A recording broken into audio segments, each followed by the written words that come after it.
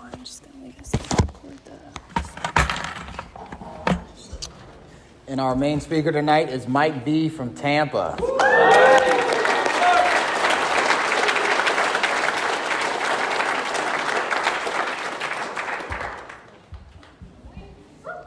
Hi, my name is Mike Bach. I'm an alcoholic. Hi. What's up, Mike? Sup? It's so stupid to hear a 50-something guy say something like that. I want to thank you all for having me. I've spoken here a few times before. The one thing that made this different is that I actually got notice in advance. Usually it's a day of. I'm kind of like, and I serve this purpose for several groups in the area where, the speaker bails at the last minute. Seeker's flipping through his phone and comes across my name. And, I'm like, he goes, okay, I'll come in.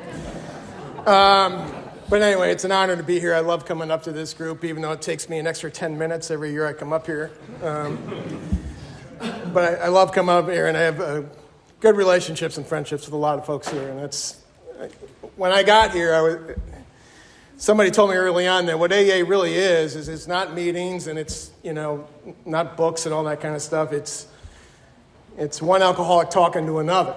And the way it was described to me is that AA is an endless series of one-on-one relationships. And I have one-on-one relationships with my sponsor, the guys I sponsor, but also I have this broad fellowship all over this area and back in Milwaukee where I got sober. And some of these folks I don't get to talk to very often, but when I do, it's like we hadn't ever been apart, and that's a kind of relationship where we talk about meaningful stuff and talk about how we live this life. That, those kind of chats is not what I was doing on the bar stool.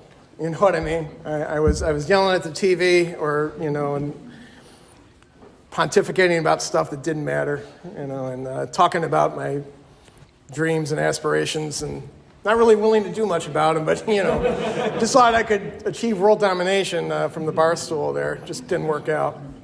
So anyway, Ron, right? Oh, did he bail? Oh, no, there you are. Okay, thank you for the opening talk. Did you say you got sober on June 4th? No, February 4th. Oh, okay. June 4th. Okay. I got sober on June 3rd of 2003. That's why I was asking. I have a sponsor. I am privileged to sponsor a few guys right now, and I'm a member of the It's in the Book men's group. Meets at Palmacia Presbyterian Church Wednesdays at 7 o'clock.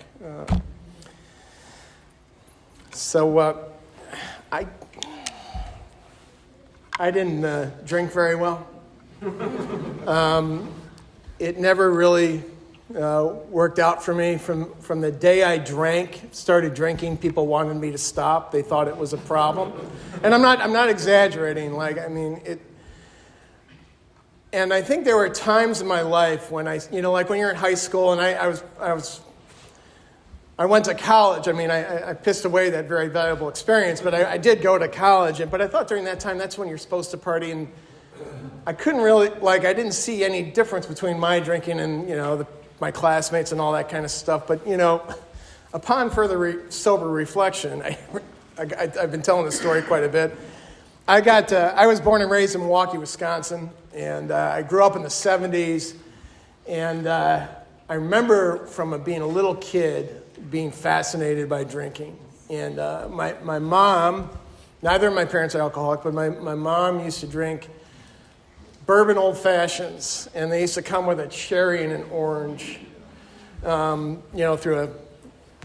a cocktail spear or whatever. And she always used to give me the fruit, right? And I just love the taste of that. I'm not going to say it had a profound effect on me or anything like that, but I love the taste of that. We also used to come down here on vacation a lot, and we went to this resort where there was like a tiki-themed place, and I would order virgin daiquiris, and I think sometimes they just screwed it up and gave me a regular one, and I just loved that. And I remember that was the first time I ever felt funny after drinking something. You know what I mean? And didn't really know what it was, didn't really know what was going on. And it wasn't, to a point where my parents were concerned about it or anything like that. But, I just remember those times. I couldn't tell you, like, the first time I scored a touchdown or in football or scored a goal in hockey, but I can tell you when those things happen. You know what I mean? It tells you what was most important to me, even from that age. And so anyway, as I was in high school, people, like I said, I grew up in Wisconsin, and back then, I mean, this is, a long time ago now, but when I was in high school, we used to, party just like everybody else did in that age, and it was always somebody's job to procure, and that was a lot easier then than it is now. And here's the thing, like, until I turned like 18, I was like 5'4", I had a face full of pimples. There's no way I would pass for being of legal age. Back then it was 19 in Wisconsin, but still, I wasn't even close. But if you went to the right place and, maybe slipped an extra $5 or something like that, they'd give you whatever you want. And I had to conceal this from my parents. And so I had this old Buick Century station wagon, wood paneling and everything with a drop door in the back. And I would stash the beer in there, not realizing that it's Wisconsin and it's freezing cold 6 months out of the year. And so, I was supposed to bring all this beer to this party, and it was all frozen. And the party, the house I was at, the parents down in the basement, they had a sauna. And I came in and I said, all the beer's frozen. And I was like tearing up because this was just, I've been waiting all week for this. And not to see any people or anything like that, because I wanted to drink, And they're like, okay, we can smoke some dope and, play with girls and do whatever. And I was not interested in any of that. I wanted to drink. So like I said, there's this sauna. So I took, these like 4 cases of beer into this sauna, closed the door, and there's a window in the sauna. And I'm like looking through the sauna window, like, watch like a 5-year-old watching cookies bake or something like that. That more than anything else is an indicator that I'm a drunk. Normal people don't do that stuff. And normal kids don't do that stuff. Like, I always wanted to, part of me always wanted to believe that I was drinking just the same way everybody else was, but I wasn't. And like I said, it was it's an object of great concern. And I was one of those guys who had a lot of near misses, but never really got in a lot of trouble. And here's the thing, like, even when the consequences started getting bad, and even when my parents got louder and louder in their disapproval and, like, said, we don't want you in the house anymore, anything like that, so none of that stuff ever gave me a moment's pause as to whether or not I was going to pick up another drink. It just didn't. Like, we always talk about mental defenses and how those don't work, and that's true, but what is the book called? Frothy Emotional Appeal, and that's true. I can say that all live long day, but just to think that I put all these people who loved me in a position where they had to dig really, really deep to stop me from killing myself, and the impassioned pleas and the times I kept them up, and I'll tell you, I took a 5th step, but if you really want to know the truest story about your life, I don't think you get that till your 9th step and you make amends to these people who had to live through what you were going through. And that was very revealing to me because there's a lot of stuff I didn't appreciate, like, or I didn't know, like, how my parents would call hospitals and police departments and all that kind of stuff. I never knew that. They never told me that. Or how jobs were just, like, trying to give me every chance they could. See, I thought I was underappreciated by my employer. I imagine some of you have felt that way as well. And what they're doing is, man, this guy, we want to keep him. He's, when he's not toned up, he's a nice guy, and he maybe even a good employee. But what do we do here? And I found out in the 9th step that I was so wrong about everybody in my life. And I think that's an important epiphany for every drunk to have. It's like, whatever you think about the people you think have wronged you, you're wrong. So anyway, I somehow graduated college and I moved down to Washington, D.C. I got a lot of opportunities I did not deserve. And I don't know if it's because I'm a manipulative alcoholic. I think a common theme I notice among alcoholics is that we present well initially, we interview well in jobs and all that kind of stuff. It's just kind of downhill after that. So I did, and I got a job working for a congresswoman in Washington, D.C. right out of school. And it was a job that people with good grades and good disciplinary records get. And I have no idea how I got it, but I got it. And instead of working my ass off and trying to prove myself and take advantage of the opportunity, what I told myself is, again, this is a fairly long time ago, guys who are in power drink at lunch. So that's what I did. And then I just kind of drank all afternoon.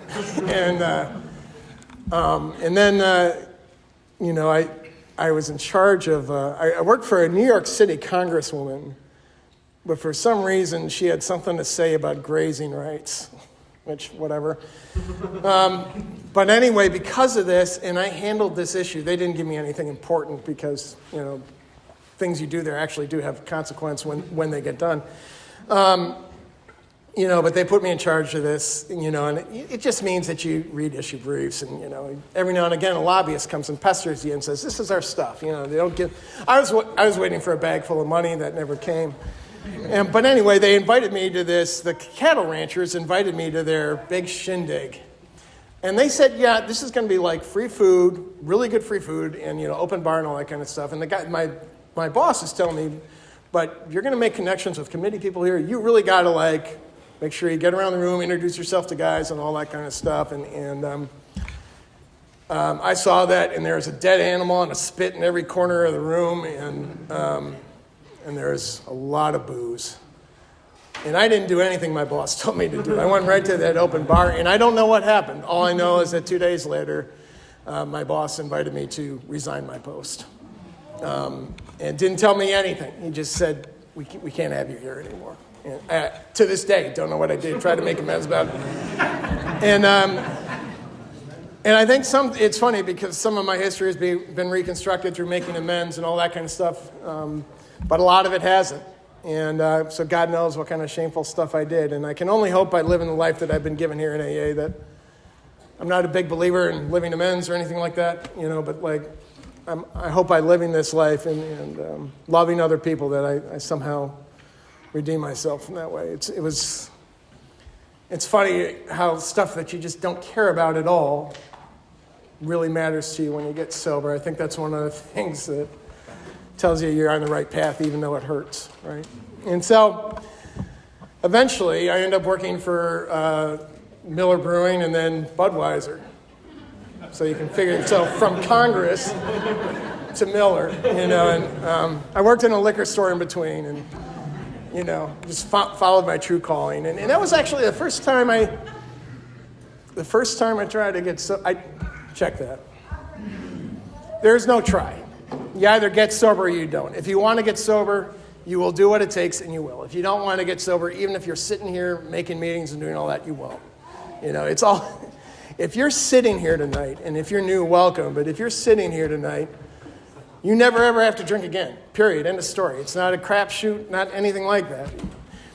It just requires that you do things on a regular and consistent basis that, if you're like me, you won't find enticing, but that save your life. I wasn't willing to do any of that, and I was working for Budweiser when I did that. I tell this story a lot because it's insane, and some people think it's funny. So I was working for Budweiser, and somebody said I should get sober, and I said, okay, I'll go to AA. And there was a meeting at the Improv Comedy Club during lunchtime when it was closed, right in D.C., right downtown.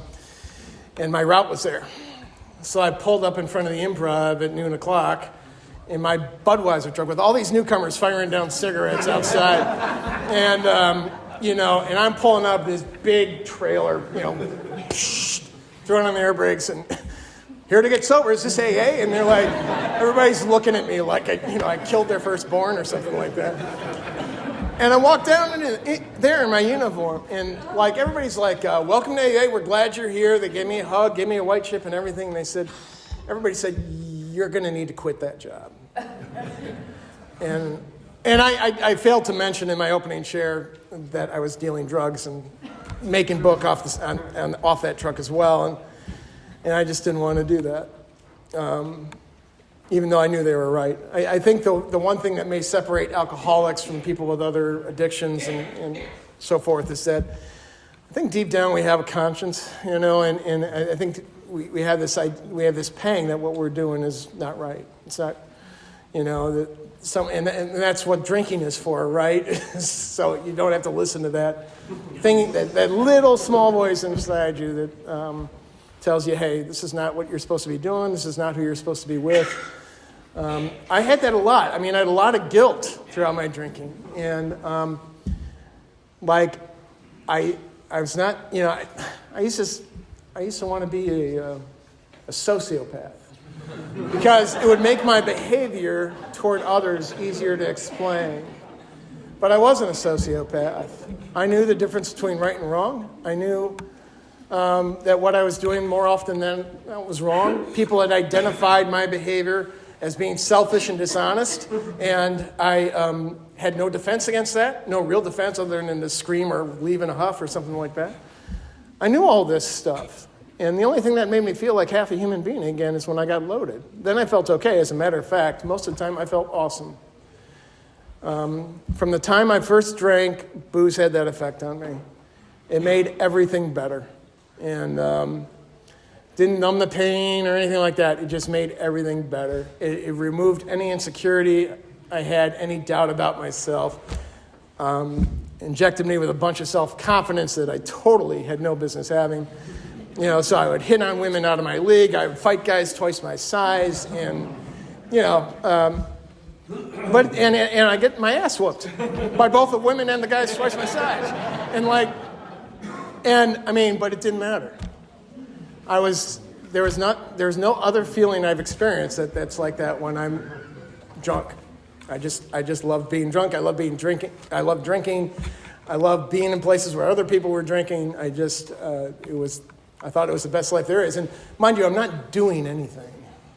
I'm living to drink is what I'm doing.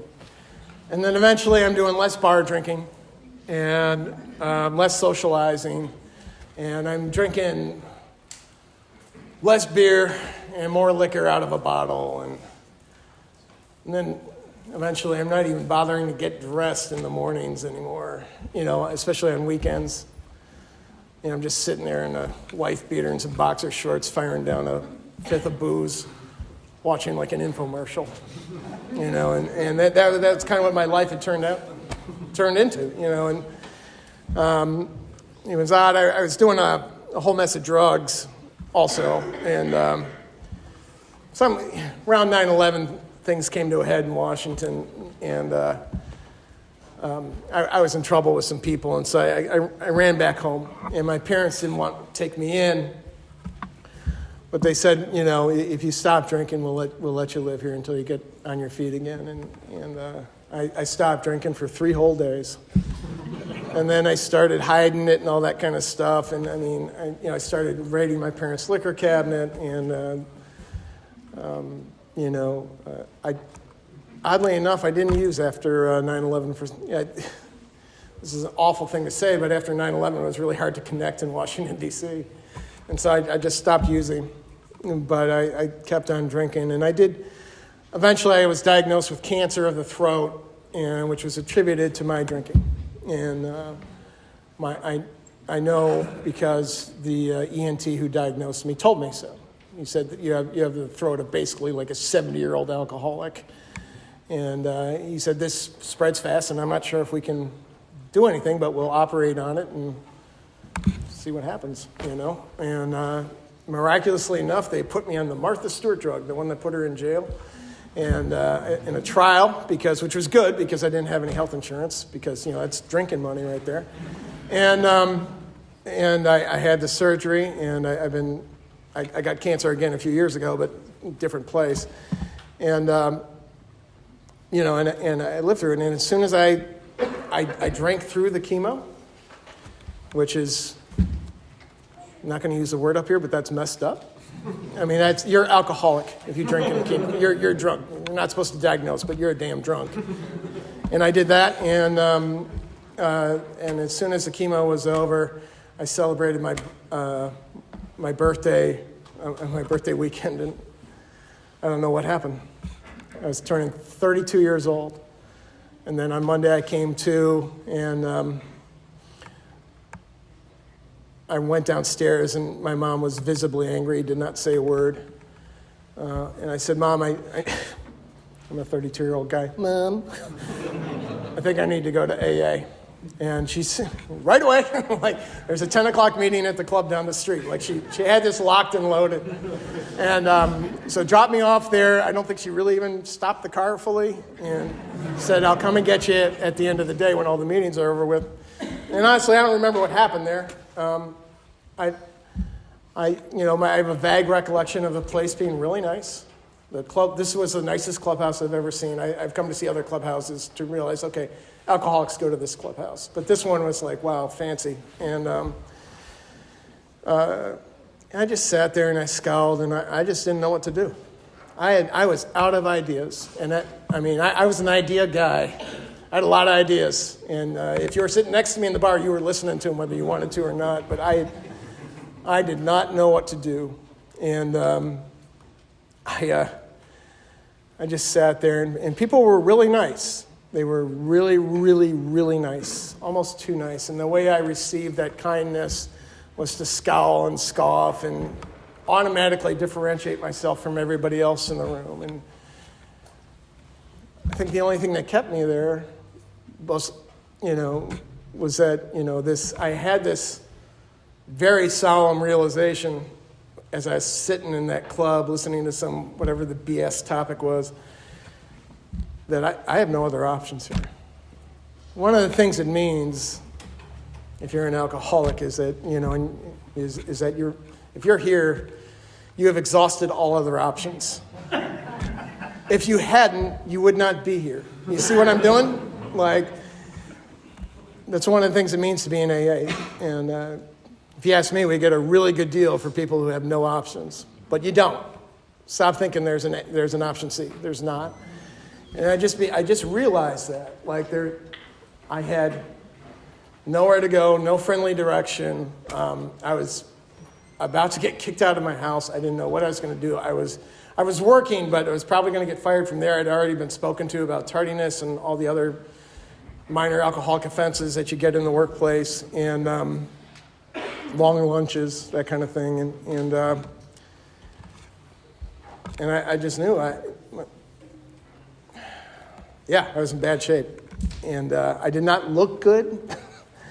I was, toward the end of my drinking, I was beginning to spit up booze because I couldn't keep it down.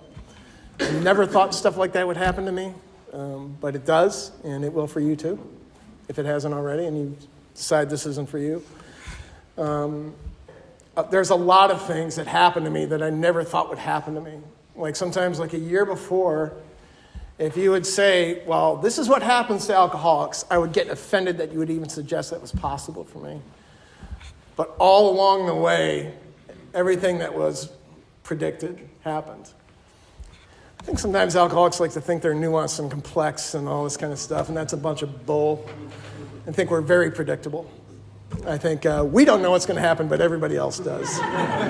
And so that's the condition I came into in AA, and so I just went to meetings a lot, and people would be nice and all that kind of stuff. And I was not liking it, and that's okay. Like, probably if you're new here, you probably think this talk kind of sucks. Like, there's a bunch of other things you would rather be doing right now. And that's how I felt when I was in my first AA meetings. And but I stuck around long enough, and where I got sober in Milwaukee, Wisconsin, after the meeting broke, they used to do breakout groups, which thank God they don't do down here, but like where you give a lead and then split up into like 7 or 8 discussion groups, depending on the size of the meeting. And then after the Our Father and the chanty, everybody would like hug. I mean, compulsory hugging almost. Like, and I dreaded this because like the people I wanted to hug didn't want to hug me. And the people I didn't want to hug me hugged me. And on the strength of one guy coming up to me, and I was like, and sticking his hand out and saying, my name is Heath. I'm an alcoholic. I want to talk to you outside. The only reason I went outside to talk to him is because he wasn't going to hug me.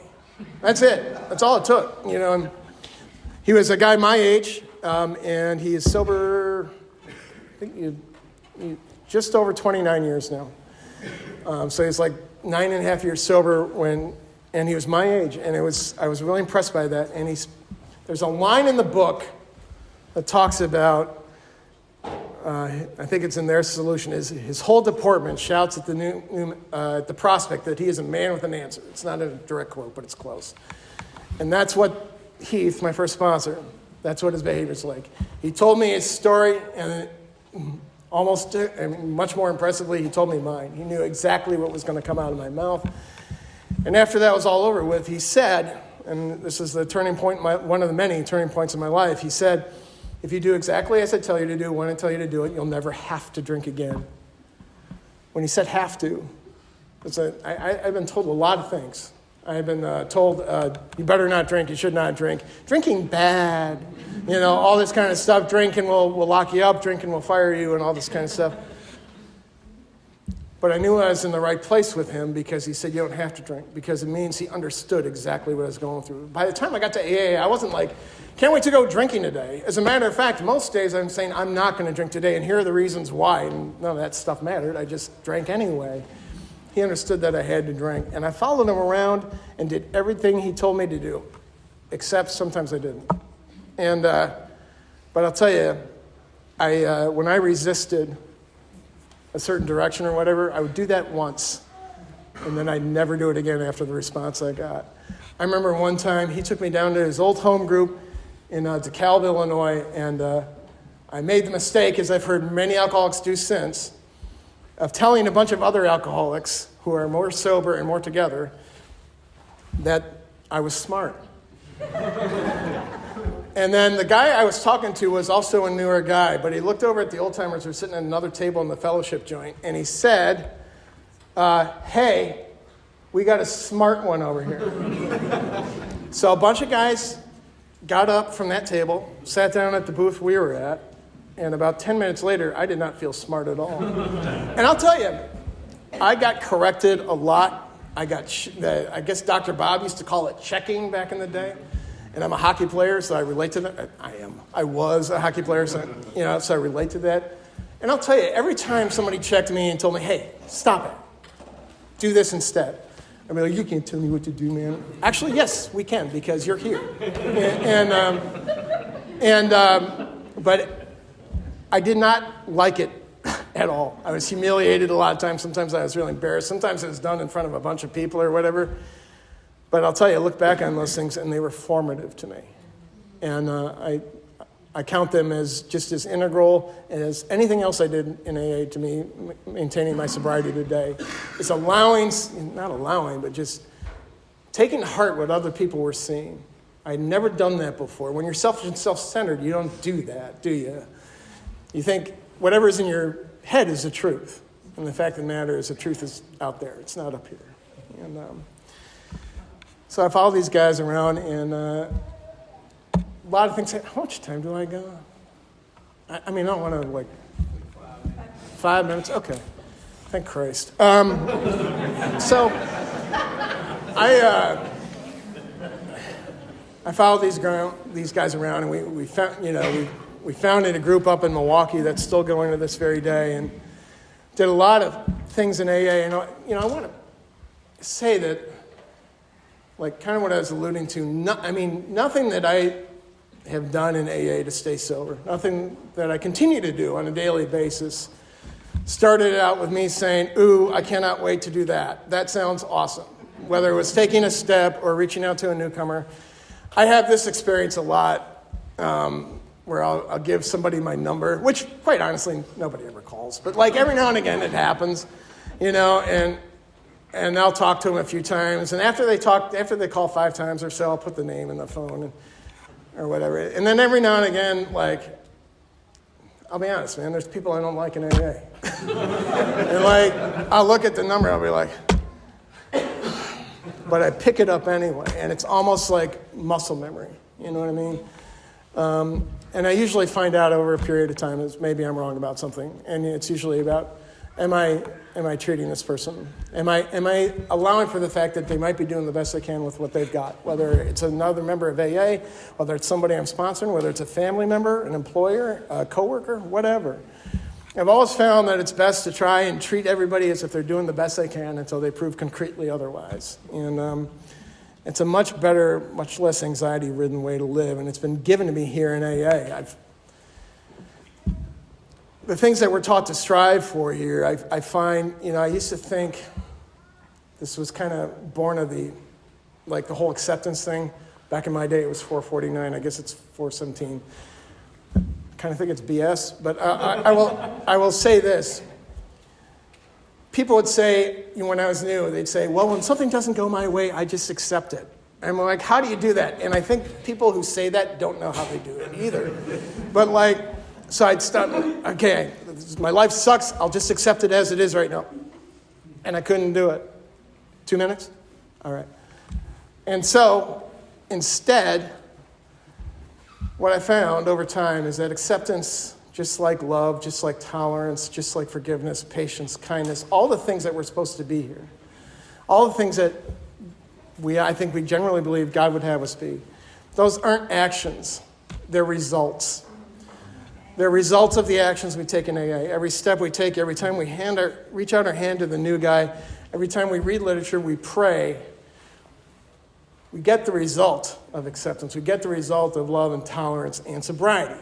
Sobriety, just like getting drunk, is a result. It's not an action we can choose.